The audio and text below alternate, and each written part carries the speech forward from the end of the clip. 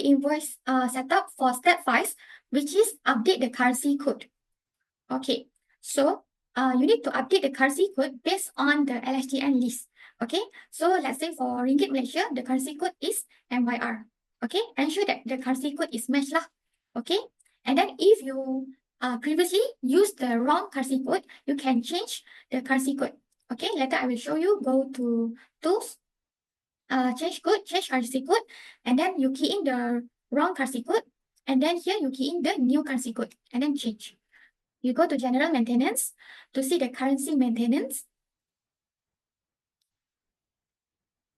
So you need to make sure that your currency code is matched with the LHDN punya code lah. Okay, and then if you got wrong code, you need to go to Tools, change code, change currency code. Okay, and then here you may choose which code is wrong. Let's say this one, and then you need to fill in the new code, and then you change. Okay. Okay. Next is e-invoice SDK guide, e-invoice code table. So here you can scan the QR code where it will bring you to this link lah, sdk.myinvoice.hustle.gov.my. So at here got all the codes listed by LHDN, such as classification code, country codes, currency codes, and etc. Okay. Okay, but for AutoCount, we can do quick update.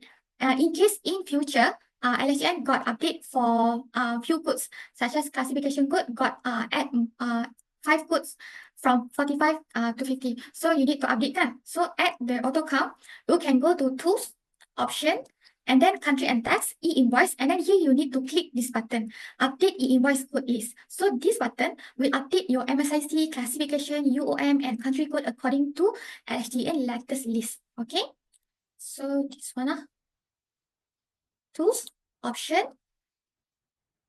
and then Country and Tax, e-invoice. Here, you click this button. Okay, so invoice code list updated successfully. Okay,